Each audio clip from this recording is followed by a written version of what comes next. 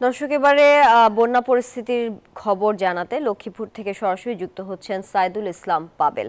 পাবেল, লক্ষ্মীপুরে তো পানি বাড়ছে, নিম্নাঞ্চলগুলোর অবস্থা সম্পর্কে বিস্তারিত জানাবেন।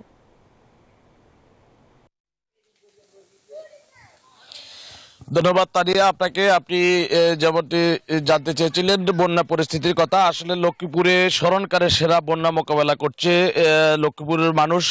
এখানে আসলে ভয়াবহ মানবিক বিপর্যয়ের মধ্য দিয়েই বন্যা মোকাবেলা করছে। আমরা আপনাদেরকে একটু দেখানোর চেষ্টা করি যে আমরা এখন রয়েছি লক্ষ্মীপুর পৌরসভার 2 নং ওয়ার্ডে। এখানে ঘর বাড়ি ডুবে গেছে, মানুষজন আসলে অনেকেই আসলে কলা গাছের বেলা বানিয়ে তারা যাতায়াত করছেন, অনেকে আবার শিশু নিয়েও আসছেন। যদি একটু আপনারা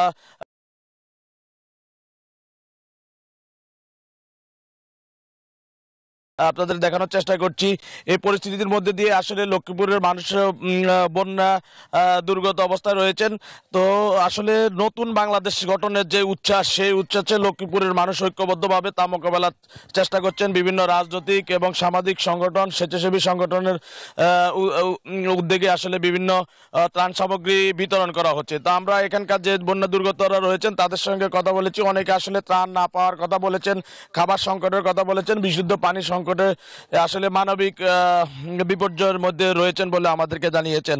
তো এখানকার যে প্রশাসনের পক্ষ থেকেও আসলে ত্রাণ সামগ্রী বিতরণ করা হচ্ছে, যে পরিমাণ এটা আসলে অপ্রতুল, চাহিদার তুলনায় অপ্রতুল ত্রাণ সামগ্রী দেওয়ার কারণে অনেকে আসলে না পাওয়ার অভিযোগও করেছেন। এই ছিল লক্ষ্মীপুর থেকে বন্যা পরিস্থিতির সর্বশেষ। আমি ফিরে যাচ্ছি স্টুডিওতে তানিয়ার কাছে। পাবেল, আপনাকে ধন্যবাদ লক্ষ্মীপুর থেকে সরাসরি যুক্ত থাকার জন্য।